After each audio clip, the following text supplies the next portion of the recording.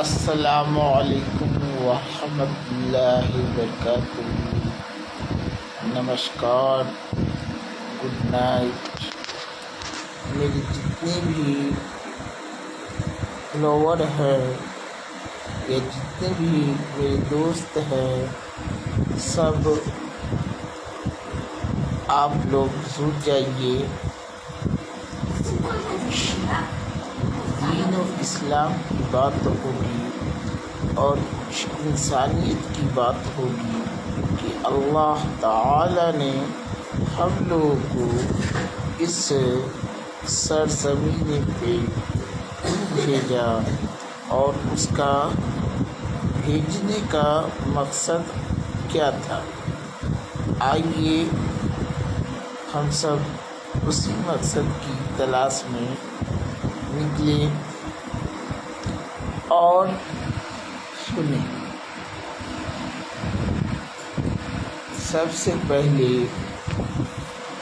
हम उस वहदहु ला शरीक का, उस परम ब्रह्मा परमेश्वर का लाख लाख शुक्रगुजार है जिन्होंने हमें अशरफुल मखलूक़ात या हिंदी में कहीं तो सभी जीवों में सर्वश्रेष्ठ बनाया।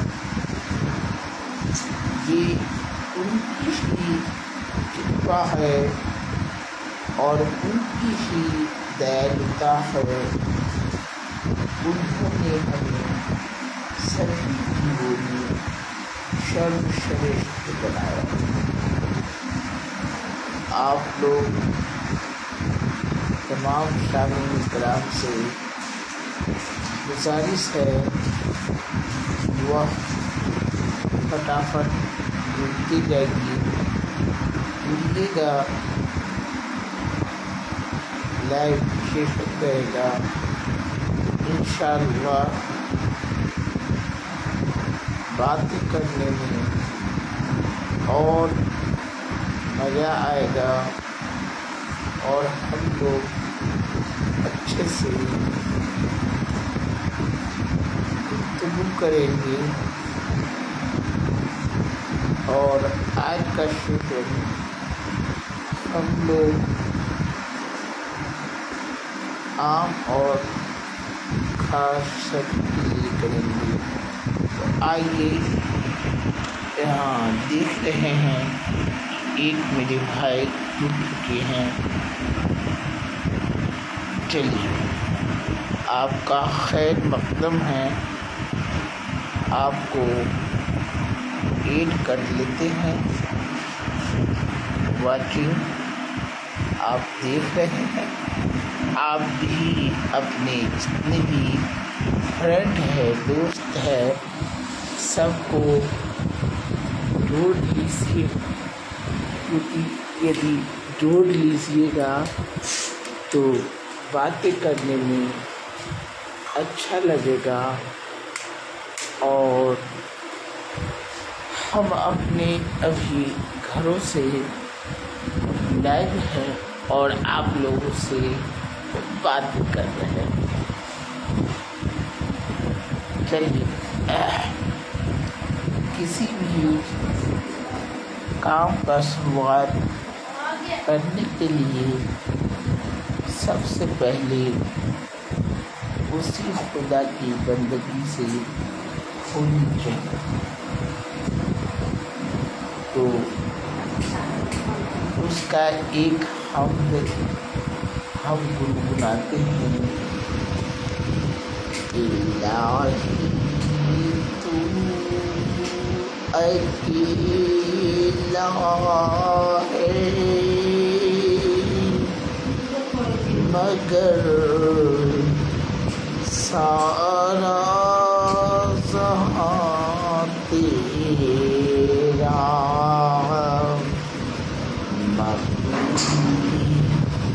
तेरी मक्का तेरा इलाही, सारा जहाँ तेरा। तो हमारे जितने भी फ्रेंड है सब ये हम देख रहे हैं अभी तक की बात पे हमारे एक देश जिले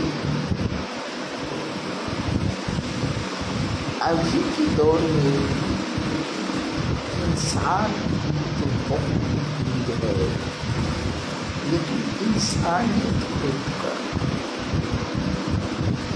पहले के ज़माने में समाज की जो संरचना होती थी, ढांचा होता था, ताना बाना होता था, वो अभी के दौर में बिगड़ चुका है। Mohammed Kasimuddin is one. चलिए अस्सलामु अलैकुम। मोहम्मद कसीमुद्दीन की आपका खैर मकदम करते हैं। आप लाइव जुड़े तो अभी के दौर में इंसानियत से इंसान तो कमी नहीं है। माशाअल्लाह, अगर पूरे वर्ल्ड के पॉपुलेशन की बात की जाए तो अभी पूरे तमाम दुनिया में बहुत पॉपुलेशन बढ़ चुका है, लेकिन इंसान में इंसानियत की कमी हो चुकी है। इंसान तो है, लेकिन इंसानियत की कमी हो चुकी है। चलिए, शंभू कुमार जी वाचिंग, नमस्कार शंभू जी, आपका भी तहे दिल से हम स्वागत करते हैं कि आप लाइव आ चुके हैं और आपको भी हम जोड़ लेते हैं। देखिए, यह सेशन हम सभी के लिए करते हैं, पूरे इंसान के लिए। और आगे नईम अख्तर अंसारी जी वाचिंग, आप भी जुड़ चुके हैं, आपको भी हम खैर मकदम करते हैं। तो कहने का मतलब है कि सबसे पहले हम लोग इंसान बने, मनुष्य बने। अल्लाह ने हमें या गॉड ने हमें, भगवान ने हमें, ईश्वर ने हमें इस पृथ्वी लोक पर इंसान के द्वारा और इंसान बना करके भेजा। अब अपने दिलों पे हाथ रख करके जरा सोचिए कि क्या हम वाकई में इंसान है। एक इंसान का यही फर्ज नहीं है, यही कर्तव्य नहीं है कि सिर्फ वो अपने बारे में सोचे। इंसान को सभी जीवों में सर्वश्रेष्ठ इसलिए माना गया और इंसान को अशरफुल मखलूकात इसलिए कहा गया कि इंसान के पास सोचने और समझने की सलाहियत होती है, अच्छे और बुरे चीज की पहचान करने की उसमें क्षमता होती है। तो आइए अभी मौजूदा हालात में हम लोग एक दूसरे कंट्री का और एक दूसरे का जायजा ले, कैसा हालात चल रहा है। यासीन और अराफात जी, क्या हाल है पूरे विषय तो यासीन अराफात जी, वालेकुम सलाम। हमारा हाल बिल्कुल सही है और आप तमाम सामीन कराम का, तमाम सामीन कराम का हाल हम अल्लाह ताला से हमेशा सही चाहते हैं कि अल्लाह हर इंसान को फूल की तरह बचा करके रखे, सजा करके रखे, संवार करके चली। रौनक जी वाचिंगा, चलिए रौनक साहब आ गए। अब हमारा दिल बाग बाग हो गया। अस्सलामु अलैकुम, कैसे हैं हबीबी या हबीबी? रौनक जी, वालेकुम सलाम, हम बहुत अच्छे से हैं और अल्लाह से यह मनाते हैं कि आप भी अच्छे से होंगे और अल्लाह आपको दुनिया की तमाम नेमतों से नवाजे। अल्लाह से मेरा यही है। और हम देख रहे हैं कि दुर्गा यादव जी भी लाइव आ चुके हैं। तो अल्लाह का खास और उस परमात्मा का, परम ब्रह्मा परमात्मा का बहुत बड़ा ये है कि हम सभी को एक जगह बैठ करके और गुफ्तगू करने की गुफ्तगू करने की मौका दिया। यह किसकी देन है? उस परमात्मा की देन है। अगर वह खुदा, वह अल्लाह, वह ईश्वर, वो गॉड नहीं चाहते तो हम तमाम आदमी एक दूसरे से नहीं जुड़ पाते और अपनी बातों को नहीं रख पाते। और यही हम दुआ करेंगे कि आप लोग मेरे साथ बने रहिए। इंशाअल्लाह आज जो भी बातें करेंगे, अच्छी बातें करेंगे, अच्छी बातें करेंगे। अभी देखते हैं इंसानियत का पता अगर हम लगाते हैं तो मनुष्य इतना तरक्की कर चुका है कि ऐसा ऐसा मिसाइल बना लिया है, ऐसा ऐसा रॉकेट साइंस इजाद कर लिया है। यदि चाहे तो पूरी इंसानियत को खत्म कर, यदि चाहे तो पल भर में किसी देश को खत्म कर दे, लेकिन ऐसा नहीं होना चाहिए क्योंकि हर इंसान का जान प्यारा होता है और हर इंसान अपने माँ बाप का दुलारा होता है। इंसान ही नहीं बल्कि बल्कि जानवरों का भी जान प्यारा होता है और वह भी अपने माँ का, बाप का दुलारा होता है। तो किसी का जान बेकसूर नहीं लेना चाहिए। और हमारे कलाम पाक में लिखा है जिसने यदि एक इंसान का कत्ल किया, उन्होंने पूरी इंसानियत का कत्ल कर दिया। तो आज से जब हम पूरे वर्ल्ड का जायजा लेते हैं, जैसे कि फिलिस्तीन का कितना आम हुआ, कितना फिलिस्तीन गाजा आबाद था, लेकिन शैतानी चाल के शिकार में वह फिलिस्तीन बर्बाद हो गया। अगर हम सीरिया की बात देखते हैं तो सीरिया का भी हालात बद से बदतर है।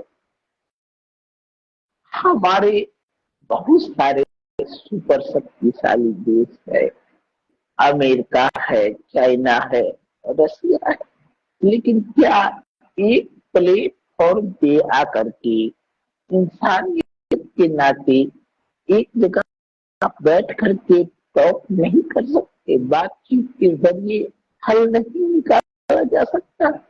क्या किसी भी समस्या का हल सिर्फ युद्ध होता है? युद्ध किसी भी समस्या का हल नहीं होता है। एक गुरु होने के नाते और एक शिक्षक होने के नाते जितना हमने अध्ययन किया है, तो युद्ध किसी भी हालात में जायज नहीं है। युद्ध से किसी का भलाई नहीं, बल्कि उससे विनाश होता है और कोई भी कंट्री उससे पीछे की ओर जाता है, डेवलप नहीं करता है। और अभी हर देश चाहता है कि हम तरक्की करें। हम भी बिहार वासी है, इंडियन मुस्लिम है, और भारतीय मुस्लिम होने पर हम गर्व करते हैं। हम भी चाहते हैं कि हमारा मुल्क आगे बढ़े, हमारा मुल्क में अमन और शांति फैले। लेकिन कुछ शैतानी चाल है जो लोगों के दिलों में नफरत भरता है। लेकिन मुझे उम्मीद है उस परमात्मा पे, उस खुदा पे, कि वह शैतान को अपने चालों में कामयाब नहीं होने देगा। और अभी भी बहुत सारे इंसान हैं जो जो इंसानियत को बचाने के लिए कुछ भी कर सकते हैं। इंसानियत को बचाने के लिए कुछ भी कर सकते हैं। ऐसा बहुत सारा मिसाल है। जब यूक्रेन और रसिया का युद्ध हो रहा था, तो हमारे भारत के प्रधानमंत्री नरेंद्र मोदी जी भी ये बीच का रास्ता निकालने का प्रस्ताव रखे थे कि हम दोनों देश का समझौता कराएंगे। ऐसे ही जब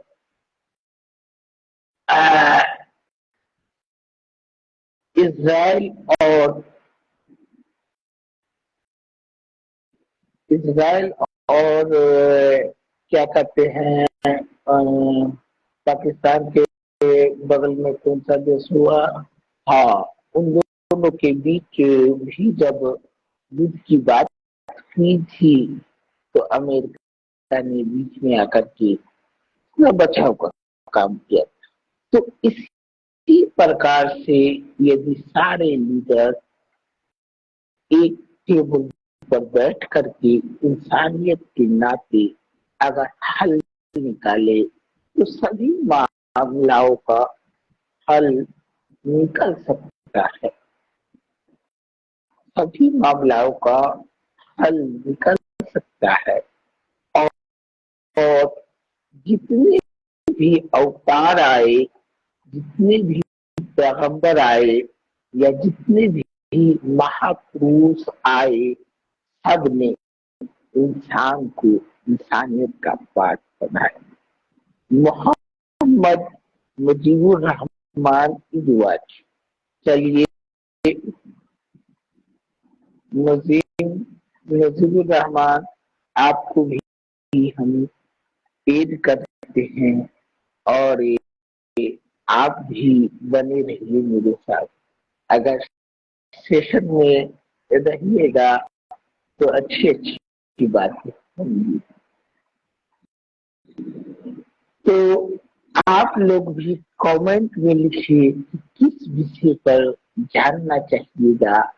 बातें तो बहुत कहनी है, बातें तो बहुत करनी है।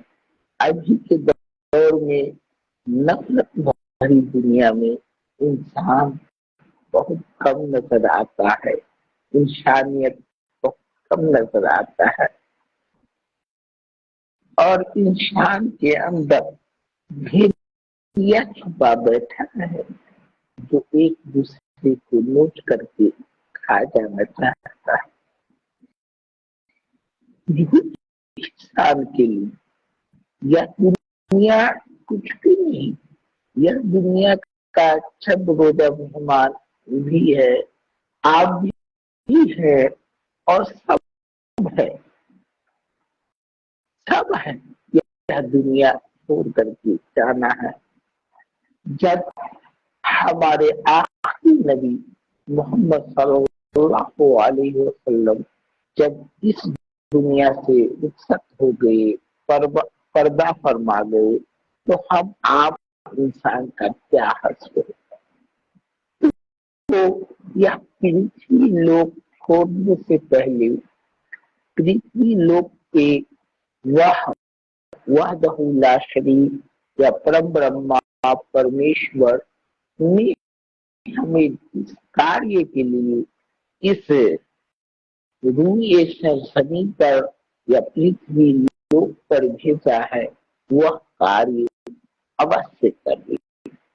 सबसे पहले यही कहूंगा कि जितने भी इंसान हैं, सबसे पहले अपने माता पिता का, अपने अब्बा अम्मी का दिलो जान से खिदमत करिए, क्योंकि उसी के जरिए इस दुनिया में हम आए हैं। और अल्लाह का भी, उस परम ब्रह्मा परमेश्वर का भी यही कहना है कि अपने बूढ़े माँ बाप की खिदमत करो।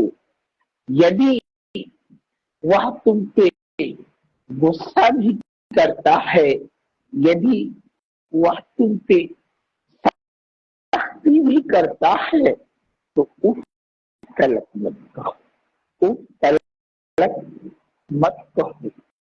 यदि उस तलक भी कहते हो तो यह भी तुम्हारी नाफरमानी है, क्योंकि तुम अपने माता पिता का कर्म कभी चुका ही नहीं सकते। माँ के कदमों तले जन्नत, माँ के कदमों पैरों तले स्वर्ग है, जन्नत है। और जन्नत का दरवाजा जो होता है वह बाप होता है, पिता होता है। इसलिए हम लोगों को अपने माता पिता की कदर करनी चाहिए। और हमारे नबी, आखिरी नबी जो थे, वो यह भी कह करके गए थे कि अगर आप अच्छा खाते हो, अच्छा पहनते हो, अच्छे से रहते हो, तो आपका यह भी फर्ज बनता है कि आपके जितने भी रिश्तेदार है, जितने भी चाहने वाले हैं, जितने भी चाहने वाले हैं, सभी का खैर खबर लीजिए कि क्या वो भी सही ढंग से खा पी रहे हैं कि नहीं, उसे किसी चीज की तकलीफ तो नहीं। एक दूसरे की एक दूसरे के दुख में काम आना ही इंसानियत है। एक दूसरे के कार्य में हाथ बढ़ाना ही मनुष्यता है। तो इसलिए तो हम कहते हैं कि आइए सबसे पहले मनुष्य बने, मानव बने, इंसान बने, फिर सत्य धर्म की सराहना करें। धनिक लाल जी भी जुड़ चुके हैं, आपका भी हम खैर मकदम करते हैं तहे दिल से कि आप देखिए, हम सिर्फ मोहब्बत का दुकान खोलते हैं, हम सिर्फ मोहब्बत दुनिया को सिखाना चाहते हैं। नफरत भरी इस दुनिया में यह कलयुग चल रहा है। सनातन धर्म के लोग कहते हैं कि ये कलयुग चल रहा है, और मुसलमान में भी कहा जाता है कि यह बुरा वक्त चल रहा है। तो इस बुरे वक्त में हम लोग आइए एक इंसान होने के नाते इंसानियत के लिए यदि कुछ कर सकते हैं तो एक दूसरे को हेल्प करें, सपोर्ट करें। और यदि हमारे सपोर्ट करने से कोई भाई ऊपर उठ जाता है तो यह मेरे लिए गर्व की बात होगी, मेरे लिए खुशी की बात होगी। मेरा दिल गवाही देगा कि हमने अच्छा काम। धनी लाल कहते हैं कि हम भी यही चाहते हैं, भाई जी की एक दूसरे का प्यार बना रखे। बिल्कुल हमारा बिहार की जो धरती है, यह ज्ञानी की धरती। हमारा बिहार प्राचीन काल से ही ज्ञानी की धरती रही है। यहाँ पे अनेक ऋषि मुनि आए हैं। यहाँ पे गौतम बुद्ध को ज्ञान की प्राप्ति हुई, यहाँ महावीर को ज्ञान की प्राप्ति हुई। यहाँ से पहले राष्ट्रपति डॉक्टर राजेंद्र प्रसाद हुए और शून्य की खोज करने वाला आर्यभट्ट था। तो हम लोग इस बिहार की धरती से है। तो बिहारी चले अपनी, एक कहावत है, एक बिहारी 100 पे भारी। लेकिन 100 के भारी का यह मतलब नहीं कि हम किसी को सताएंगे, सताना मेरा मकसद नहीं, बल्कि 100 आदमी को जोड़ना, 100 आदमी को दिलों को खुश करना, यही हमारी बिहारी होने का गर्व है। और यदि हम इसमें सफल होते हैं तब हम बिहार के असल निवासी है और बिहार का नाम कभी भी रोशन होगा। चलिए, गणेश कुमार यादव जी भी जुड़ चुके हैं, उनका भी हम तहे दिल से स्वागत करते हैं और एक पंक्ति उनके लिए कहते हैं कि करत करत अभ्यास से जरमती हो सुजान, रसनी आवत जात से सिर पर परत निशान। शुरुआत करके तो देखिए, अपने आप में थोड़ा चेंज लाइए। यदि हम अपने आप में थोड़ा चेंज लाएंगे और समाज के लोगों का हाल चाल जानने की कोशिश करेंगे तो धीरे धीरे हमारा समाज विकास होगा। और हम लोगों का जब समाज विकास होगा तो मेरा गांव विकास करेगा, मेरा गांव विकास करेगा तो मेरा प्रखंड, जिला, बिहार भी सब विकास करेगा। और हम लोग तो ये चाहते हैं कि हमारा भारत देश फिर से सोने की चिड़िया बना। धनिक लाल जी कह रहे हैं कि हिंदू हो या मुस्लिम, जो भी हमारे भारत से हैं, हिंदू हो या मुस्लिम, एक दूसरे का ही प्यार बनाए रखे। हमारा देश में जो भी रह रहे, बिल्कुल सही बात कह रहे हैं धनिक लाल यार। ये देश जो बना है, या यहाँ से हमने अंग्रेजों को खदेड़ा, तो उस समय में हमने यह नहीं देखा कि हम हिंदू है तो हम अंग्रेज को नहीं खदेड़ेंगे, या हम मुस्लिम है तो हम नहीं खदेड़ेंगे, हम सिख है तो हम नहीं खरीदेंगे। भारत अनेकताओं में एकता इसलिए कहा गया है। अब मान के चलिए एक बागीचा हो, उसमें एक ही तरह का फूल हो, तो क्या वह बागीचा अच्छा लगेगा? नहीं। इसी तरीके से हमारा भारत देश एक बागीचा है और इस बागीचा में अनेक धर्म के लोग हैं, अनेक पंथ को मानने वाले लोग हैं।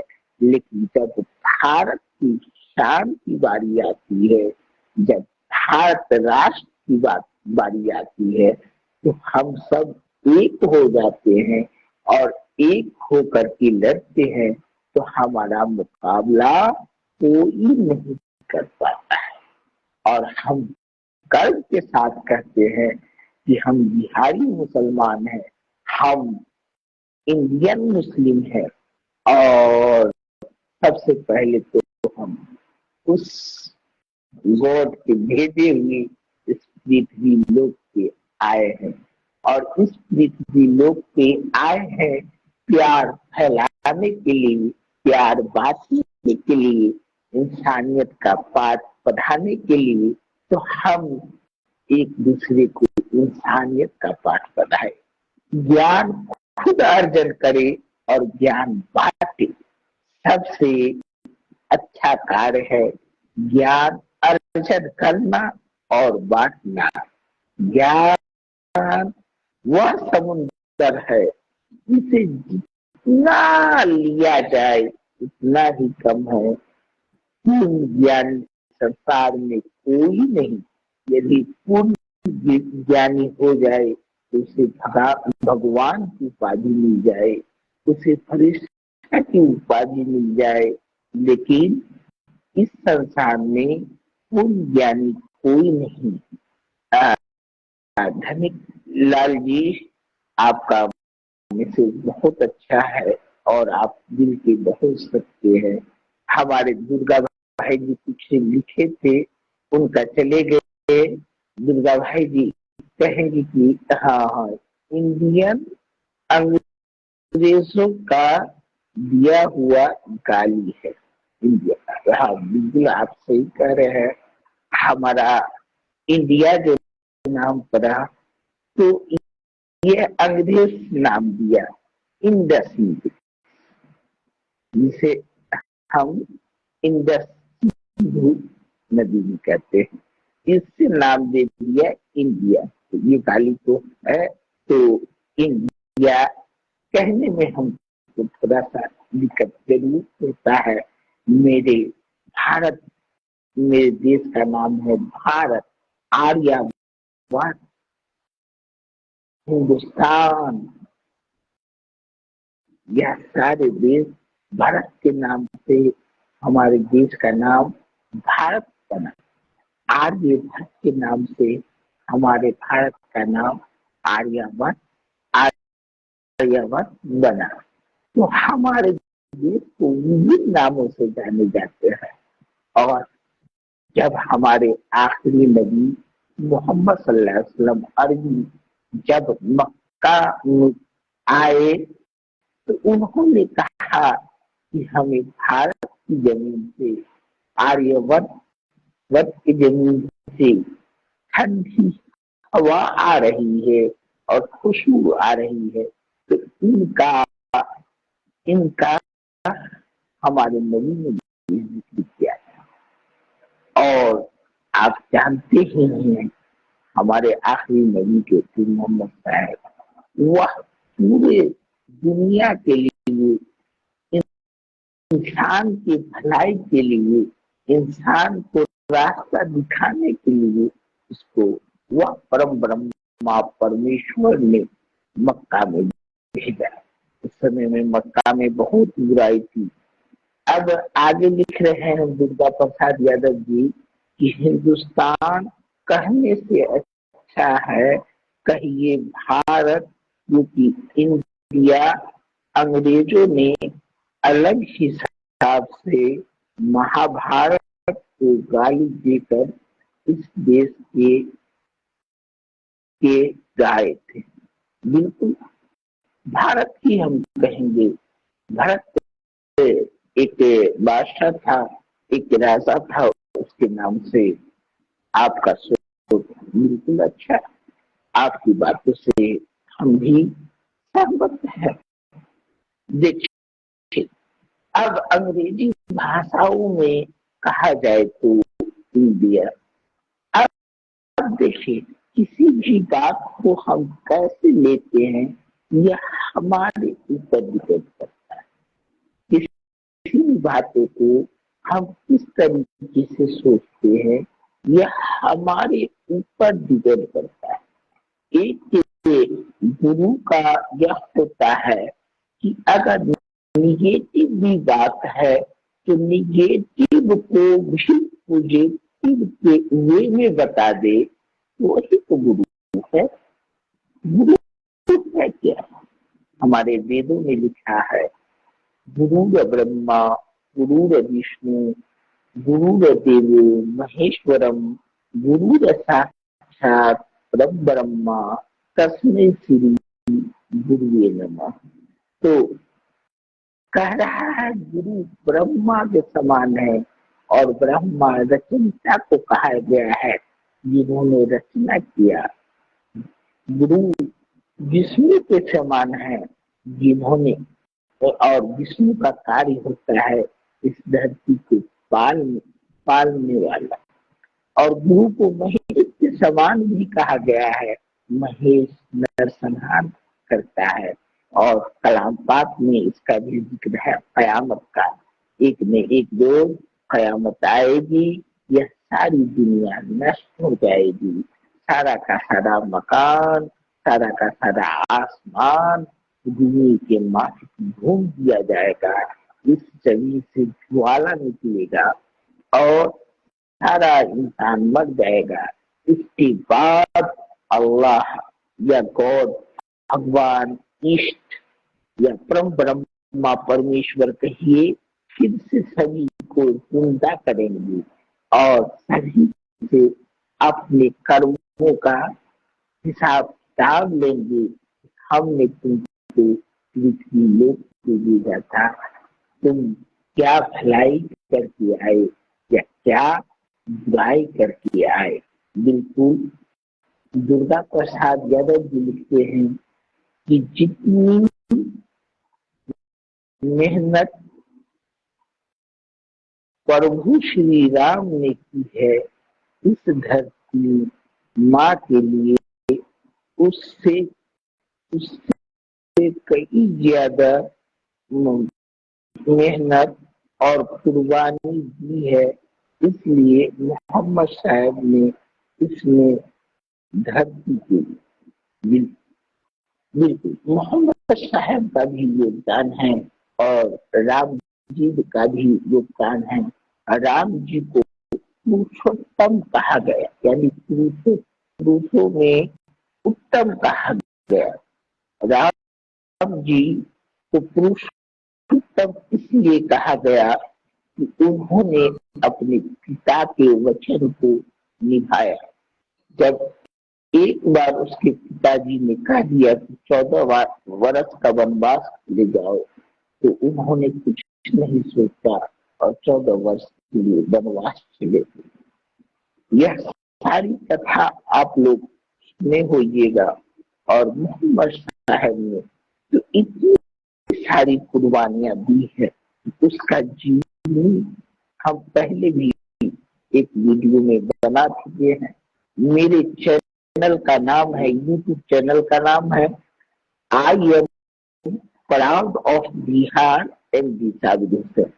आप लोगों से आग्रह है कि मेरे चैनल का नाम है I am proud of Bihar MD Sabir Hussain.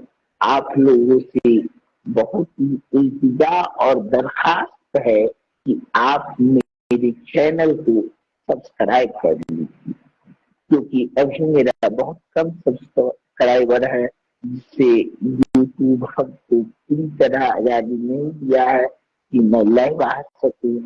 अगर आप लोग मेरे चैनल को सब्सक्राइब कर लीजिएगा तो फिर यूट्यूब के माध्यम से भी हम लाइव आएंगे और आप लोगों को इंसानियत का जो असल मनुष्य होता है वो बात पता है।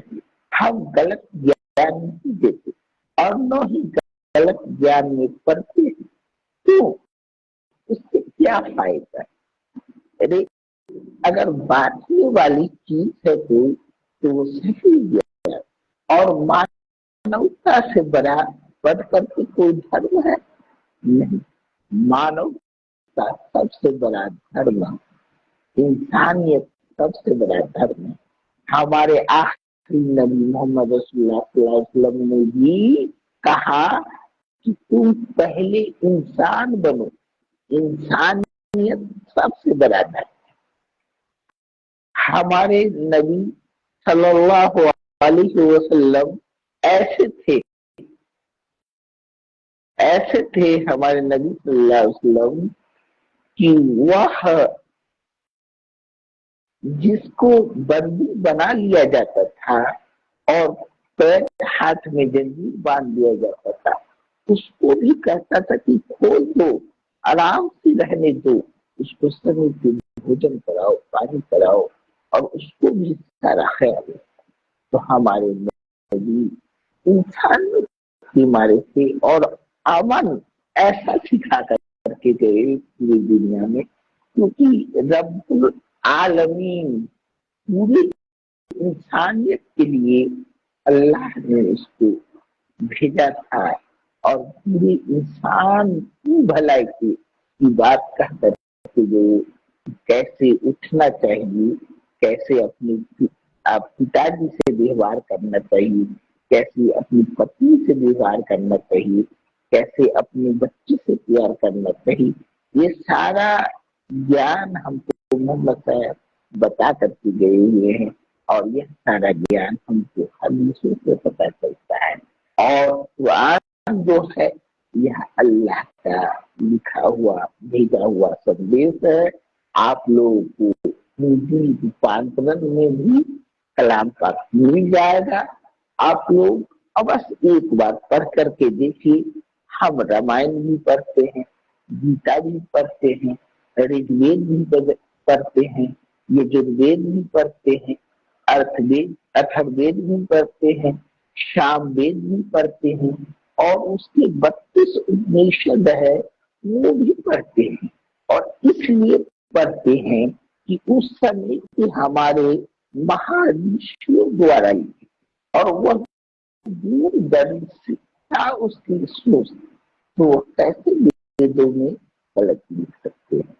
वेद में कहीं कहीं गलत नहीं लिखा हुआ है, बल्कि हम लोग कट्टरपंथी हो गए हैं। खास करके हम लोग कट्टरपंथी हो गए हैं कि नहीं, बस खूंटा गाड़ देते हैं, हम ही सही। नहीं, क्या मुस्लिम के घर में हम पैदा ले लिए के कारण हम मुसलमान हो गए, हम जन्नती हो गए?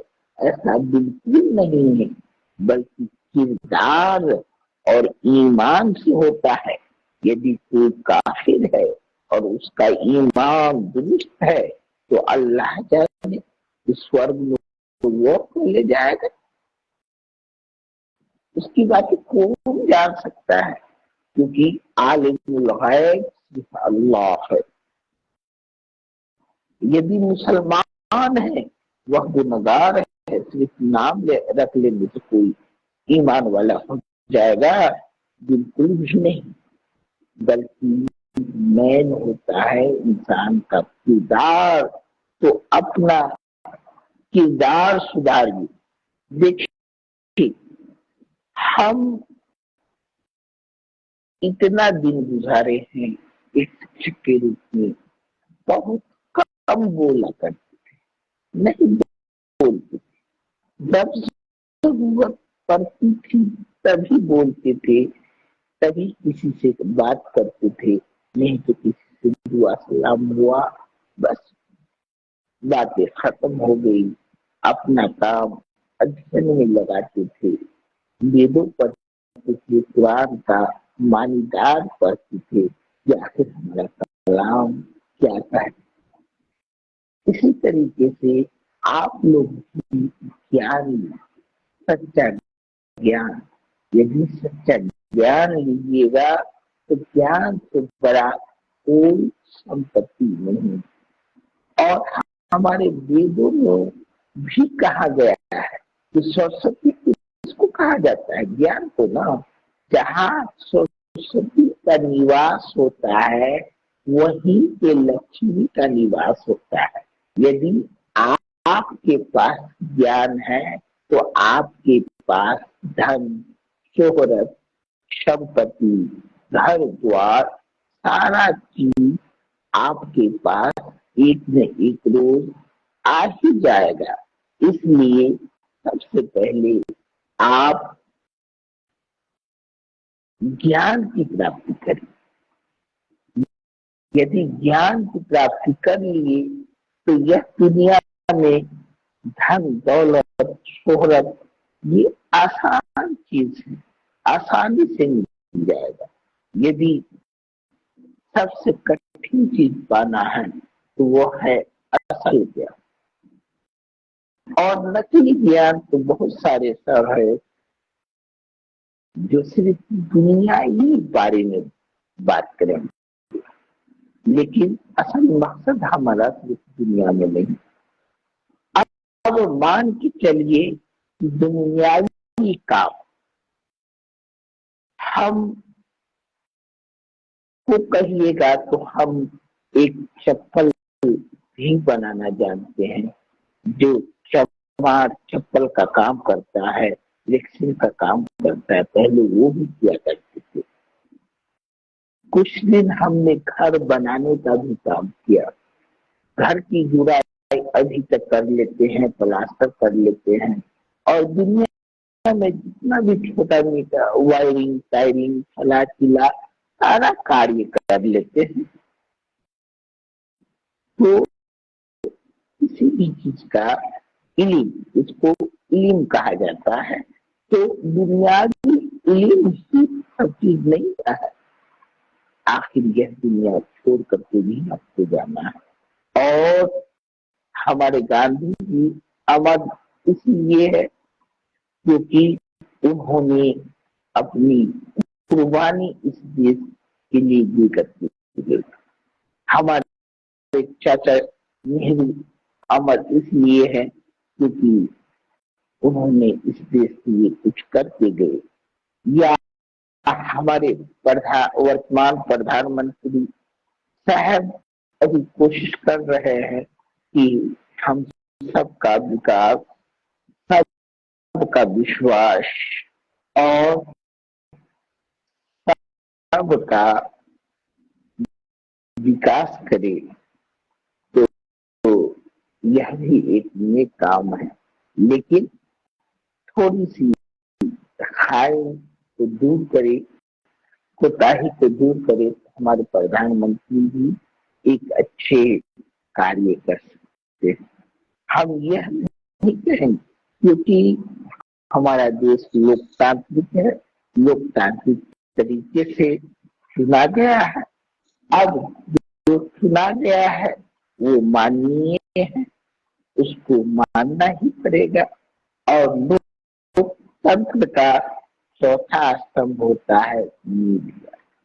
अभी के समय का मीडिया समाचार अब हम देखना बंद कर दिए, क्योंकि जिन नहीं चाहता ये समाचार में तो यह होना चाहिए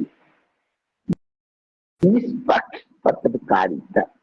एक एंकर की यह भूमिका होती है कि सवाल वो निष्पक्ष होकर के या डिबेट जो कराया जाता है, तो डिबेट में सही और गलत चीजों को तर्क करके एक निष्कर्ष को पहुंचा जाए कि क्या इसका सही निष्कर्ष होगा और किससे हमको अच्छा लगेगा। दुर्गा प्रसाद यादव जी कहते हैं कि नेहरू ने तो बंटवारा कर दिया। यह देखिए, अब उस समय हम नहीं थे, उस समय हम नहीं थे, बंटवारा मजबूरी था या अंग्रेजों की चाल थी कि खूब चुरा लो शासन को। हमने हिस्ट्री में पढ़ते हैं कि अंग्रेजों की चाल थी कि खूब चुरा लो शासन करो, और उन्होंने हमको तो आजादी दे दी, लेकिन हमारे देश के दो टुकड़े करवा दी। एक भारत और पाकिस्तान बना करके वह अंग्रेज हमको आजादी दिया और आजादी मिला, लेकिन आज तक हम भारत और पाकिस्तान दोनों आपस में युद्ध करते हैं। करोड़ों रुपयों की बर्बादी पाकिस्तान की भी होती है, हमारी देशों की भी होती है, जिससे हमारा देश पीछे की ओर जा रहा है। तो यह सारी अंग्रेजों की चाल थी कि हम इस देश को धर्म के नाम पे तोड़ करके जाए। नहीं तो हमारा अखंड भारत था ना, अकबर के समय का नक्शा उठा करके देखिए, या सम्राट अशोक के समय का नक्शा उठा करके देखिए, हमारा अखंड भारत कहाँ तक फैला हुआ था।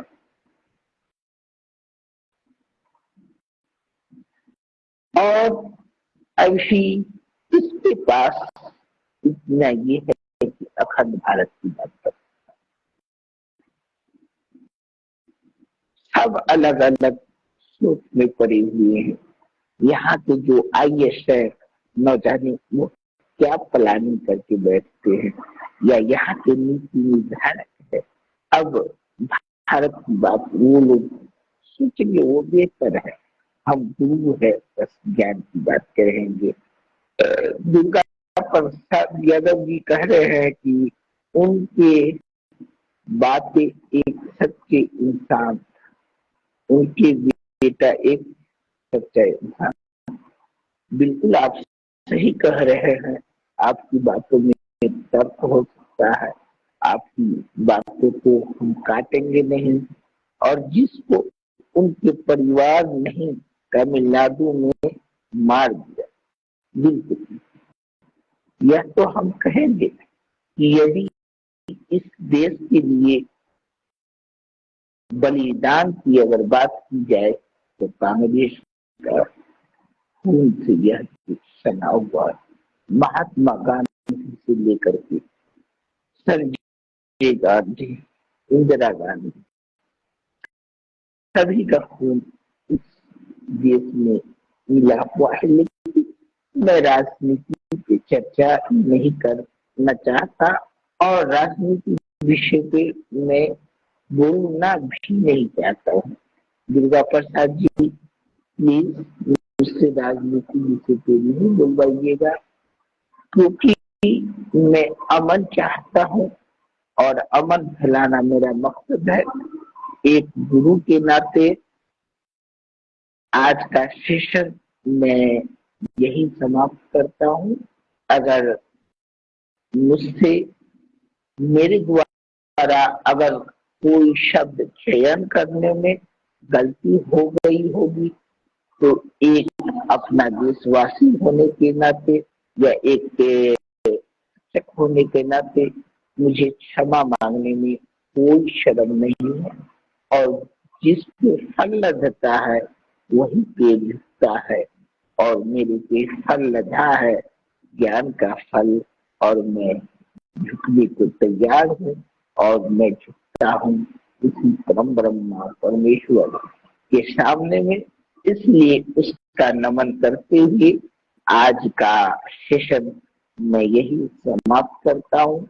कल फिर लाइव आएंगे, कल एक नया फिर टॉपिक लेकर के आएंगे। आप सबने इतना सारा प्यार दिया, इसके लिए आप सभी को बहुत बहुत धन्यवाद। गुड नाइट, शब्बा खैर। आप लोग अपना बहुत बहुत ख्याल रखिएगा और अपने अंदर इंसानियत जगाने की कोशिश करिएगा। देखिए, राजनीति की मैं नहीं बात करना चाहता, क्योंकि राजनीति का जो चक्कर होता है, पर्दा होता है, उसमें एक शिक्षक को नहीं पढ़ना चाहिए। हाँ, ये पूछे हमसे कि हमारा देश कैसे आगे बढ़ेगा, कैसे आगे, क्या नीति होनी चाहिए, तो इस पे मैं अपना विचार व्यक्त कर सकता हूँ। और इतिहास को मैं खंगालूंगा तो इतिहास में बहुत सारे अच्छे चीज भी है, बहुत सारी बुरी चीज भी हुए है। तो वह मेरा अतीत था, अभी मेरा वर्तमान है। यदि वर्तमान सुधार लेते हैं तो भविष्य मेरा बेहतर होगा। यही कल्पना और आशा के साथ मैं आज का सेशन समाप्त करता हूँ। अस्सलाम वालेकुम, नमस्कार, गुड नाइट, सब्बा खैर, धन्यवाद। कल अगर जिंदगी जान रही तो फिर दोबारा मिलेंगे। आप सभी बहुत खुश रहिए। सब्बा खैर।